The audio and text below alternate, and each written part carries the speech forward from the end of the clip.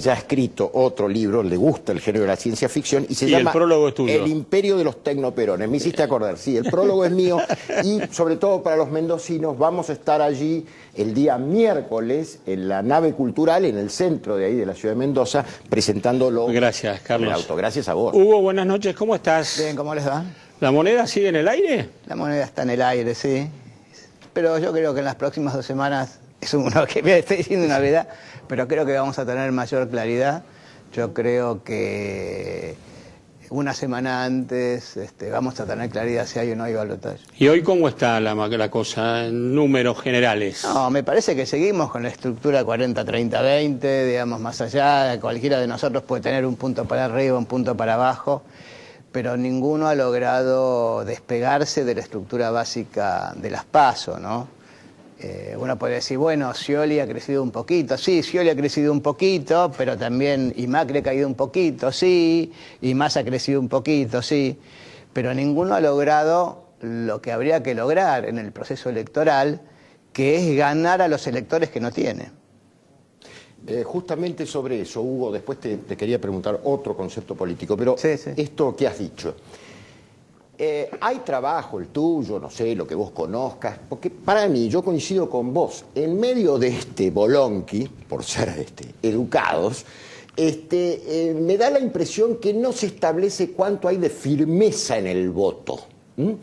Y yo calculo que puede haber entre un 12 y un 15% de un denominado indeciso, que es lábil, y 12-15% si la elección obviamente se da en esas circunstancias. Históricamente en la Argentina, por lo menos desde la democracia acá, es quien unge al presidente, en última instancia. Son sectores medios, medios bajos, urbanos, ¿no? Me parece. Corregime, el que sabe sos vos, te pregunto. No, ¿Hay estudio de la fidelidad del voto cuando se ha preguntado? Cuando uno pregunta, obviamente, el voto de ninguno de los candidatos, el 100% es firme. Todos, digamos, tienen un nivel de voto que dice, sí, yo voto a este candidato, pero también podría llegar a votar a otro. Hay un tironeo entre el voto de Scioli con el voto de Massa y con el voto de Macri, y o sea, el tironeo es entre los tres. Y también hacia Stolbizer. Entonces, ¿esto lo has vivido otras veces con tanta intensidad? No, sí. Son temas, digamos, cotidianos de los trabajos. Siempre sucede. Lo que pasa es que de ahí que eso se convierta en tendencia, tiene que suceder algo.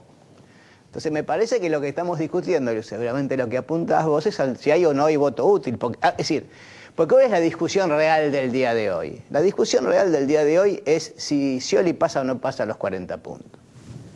Entonces, esa es una. La otra es, ¿hay voto útil? Quiere decir, ¿se va a terminar polarizando la elección? Si pasa y 10, acordémonos del doble juego. Por eso, ¿no? estamos Polarizando diciendo, entre Macri y Scioli. Exactamente, estamos hablando de eso. Entonces, el país tiene, por estructura, y vos lo decías bien, el tema de los sectores medios, medio bajos. ¿Dónde viven? 15% en las grandes ciudades del interior de la Argentina, 8% en la capital federal y ponele que haya otro, no me quiero que va, 8% en el primer cordón del conurbano o en la zona norte. Ahí estás hablando que hay un 30% de la Argentina que tiende a definir su voto en la última semana. Lo que sucedió en la capital federal en la última elección en el balotaje, creo que prueba claramente que de 10 puntos que decían todos, terminamos en 2, 3. En la ciudad de Tucumán ganó Mansur la provincia, pero en la ciudad de Tucumán hubo una corrida a favor de Cano de por lo menos 6 puntos de un día miércoles, que fue el día que va Mauricio Macri. El jueves hubo un debate que el candidato no fue, y hubo 6 puntos de diferencia que aparecieron en las encuestas el día sábado. Quiere decir, en el año 2007, Cristina parecía que ganaba la capital federal y, sin embargo, en la última semana la pierde a manos de Carrió en la elección. Ahora, hubo un llamamiento como el que hizo Macri hoy a través del Facebook. Sí, no lo vi. O votan por nosotros en la primera vuelta o puede ganar el kirchnerismo y perpetuarse. Empezó la disputa por el voto útil, sobre todo entre Massa y Macri, ¿o me equivoco? Hay un tema ahí que Yo creo que la población no tiene muy claro qué es esto de, justamente lo que decía Macri, que no tiene muy claro si la cosa puede terminar el 25. Muchos te dicen, bueno, yo ahora voy a votar libremente y después voto en segunda vuelta. Entonces, como está eso en la población, hay un clima. Primero, más del 70% te dice que el presidente va a ser Scioli. Ya está, eso está, digamos... ¿Cuánto, perdóname? Más del 70%. ¿O en primera o en segunda vuelta? Sí, no está claro eso, si es en primera o en segunda. Pero por un lado te dicen esto, pero también hay muchos que creen, digamos, que como hay primera y hay segunda, van a existir las dos instancias. Entonces el tema del voto útil todavía no está despierto en la sociedad. Me parece que después de este lunes, digamos, después del 2, el 13, diría yo, ahí empezamos a jugar al tiempo de descuento.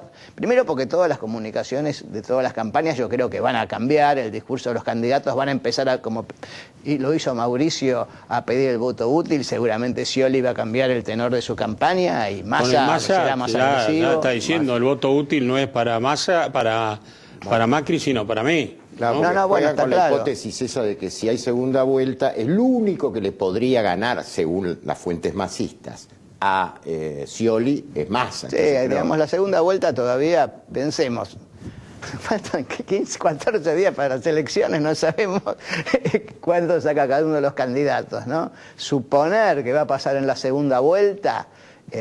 falta mucho, realmente. Estamos hablando de un mes y medio prácticamente para que Ahora, esta falta de definición de un sector importante de la sociedad, sí. ¿A qué se debe? Vos decís que la costumbre es que los argentinos decidan a último momento. Los sectores medios. Campañas no son buenas tampoco, no creo que atraigan las campañas.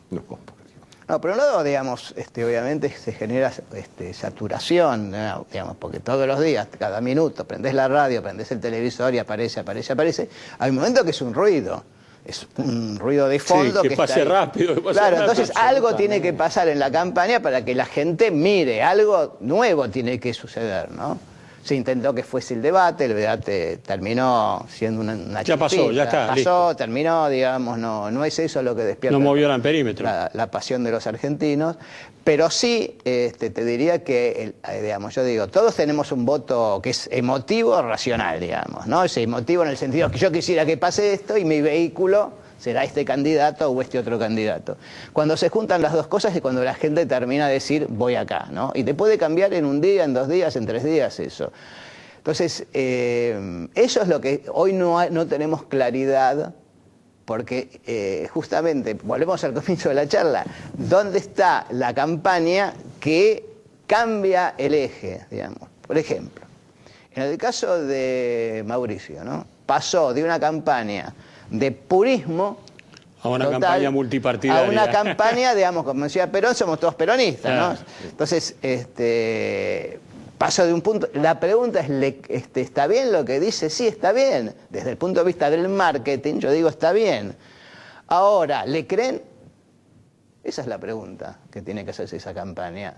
En la historia, como se vino construyendo, ¿logra que le crean? Bueno, pasaron de un amarillo intenso a un amarillo pálido diluido. Claro, bueno, pero hay una historia, digamos, la gente no solo lee discursos, la gente no lee discursos, no escucha plataformas, la gente mira acciones y mira conductas. Esto Carlos lo sabe perfectamente bien, está estudiado en la televisión. En 7 segundos vos te das cuenta si un tipo te miente o no te miente, si es honesto o no es honesto, por más lindo que sea lo que digas, ¿no? No tenés que decir cosas muy brillantes, tenés que la gente tiene que darse cuenta que vos le estás diciendo la verdad. Cuando los candidatos dicen vamos a construir 1 millón de viviendas en 4 años, pobreza cero, 30.000 millones de dólares por año, con la Fuerza Armada combatimos... ¿Qué la gente cree? No, porque hay un tema que es el siguiente. Más allá, sintetizo el panorama, estoy de acuerdo con lo que dice Mauricio, 60% de la Argentina quiere cambio, 40% quiere continuidad, pero nadie quiere ni mucha continuidad ni mucho cambio. Entonces la campaña tiene que ir al centro, ¿no? Los 40 puntos que dicen quiero continuidad, 30 dicen sí, pero resolveme, preciso que cambies, porque preciso que me resuelvas la inflación, la inseguridad, preciso trabajo digno, resolveme el tema de la droga, resolveme el tema de la vivienda. Y los que piden cambio, de los 60 puntos, 40 puntos están diciendo, sí, no, esperá, porque yo la asignación por hijo la recupero, las políticas activas del gobierno la recupero, el Estado activo lo recupero. Entonces la campaña va al centro, por un lado. Por otro lado, la gente sabe que no puede haber grandes cambios en el país. Nadie cree en cambios abruptos. Es decir, cuando vos decís pobreza cero, la gente, esto porque yo lo testé, que le estás diciendo no va a haber más pobres en la Argentina. Y la mágicamente. Claro, la gente dice, no, espera, que eso no te lo creo. Además. Creo que no es posible mágicamente. 1 millón de viviendas, explícame cómo. Me encantaría. Explícame cómo lo vas a hacer. Entonces, me parece que esta campaña requiere, digamos, muy a la americana, digamos, una especie de mirada sobre cada uno de los segmentos de la población para hablarle a cada uno de ellos y explicarle con mucha claridad las cosas que yo creo que las campañas adolecieron. Mira, coincido tanto con lo que decís, Hugo, que yo le decía a algunos colegas que me llaman, yo haría una encuesta post tanda de partidos políticos a ver qué recordación hay sobre lo dicho. Digo, lo que está diciendo es verdad, porque creo que está además, sí es un avance en lo del espacio gratuito, porque la televisión, vos lo sabés que es lo más caro que hay, pero no de esta manera, no así. Pero la pregunta sería, dada tu experiencia, tu larga experiencia, quiero ir en una idea política y que me digas si estoy equivocado o no. Yo veo que Cristina puede dominar, como todo liderazgo, puede dominar ciertos acontecimientos. Ahora vos mismo estás hablando de la incertidumbre que hay sobre el final, por lo menos hasta dentro de unos días. Bien, ella puede tener una sola certeza política, que es yo conservo algo si nadie gana por mucho. ¿Es equivocado pensar esto? No, no creo que sea equivocado, pero también es cierto que una vez que hay un nuevo presidente, el presidente tiene el desafío de construir su propio liderazgo. Y entonces, una cosa en general, siempre los expresidentes tienden a pensar que van a conservar, o van a volver, o van a conservar mucho poder. No es la historia de la Argentina, digamos. Pero están sembrando mucho, digamos, en el Congreso, en la burocracia estatal. No, eso está claro, digamos, porque también hay que pensar que la presidenta, digamos, esté de acuerdo o no con ella, se va con una imagen, un nivel de aprobación superior a los 40 puntos, un nivel de imagen positiva. Sí, pero ya le están buscando laburo del exterior, ¿no? Que va a Naciones Unidas, que va a la FAO. Ya sí, hay bien. Intereses en que no esté acá. Digo. Claro, pero te quiero decir que no se va una persona que tiene 7 puntos de imagen. No sé, De la Rúa se fue con 2 puntos, 3 puntos, Menem se fue con 10. Estamos hablando de otra personalidad y estamos hablando de un gobierno al que yo repito, se le reconocen muchos logros. Porque, es decir, cuando el 65% te dice aplaudo la asignación universal por hijo, o te aplauden aerolíneas y después te discuten la administración, o te aplauden lo de YPF y después te discuten sobre la política, pero digamos, hay muchas cosas que la gente no iría para atrás. Correcto. Macri, digamos, es alguien que dijo, sí, no, estuve en contra de lo de YPF, pero la mantendría, ¿no es cierto? La no, está bien. La mantendría. Eso está bien, no van para atrás. Pero, ¿y para adelante? Digo, a partir de lo que deja el kirchnerismo, una situación económica difícil, un problema de droga no resuelto, inflación alta, debilidad institucional, no es un buen cuadro para terminar un gobierno. No, pero está bien, pero la pregunta... Sí, pero a ver, lo que vos decís, yo te diría así. Cuando vos preguntás sobre la política económica, el nivel de aprobación, hay un 40% que aprueba. Nos queda un minuto, así que hay un 40% que aprueba la política económica y vino creciendo. No hay sensación de crisis en la Argentina hoy, porque la referencia no es el 2011 ni el 2007, la referencia es el 2001. Entonces, como la gente mira ahí, ve que las cosas no están muy bien, pero tiene la cuota y se puede comprar, tiene el cepo, pero se compra el pasaje en cuotas, y entonces... Claro. Hugo, pero la corrupción no nos interesa. 30 segundos. Dale. No, la corrupción es el segundo problema. Preguntas como problema cotidiano de la gente, le duele inseguridad e inflación. Como problema del país está el tema de la corrupción en el gobierno, pero en 25%, que son todo lo que te van a votar en Hugo, contra del gobierno. Gracias por haber venido. Gracias Hugo a Aime ustedes. acá con nosotros. Vamos a una tanda y después volvemos con Carlos Campolongo.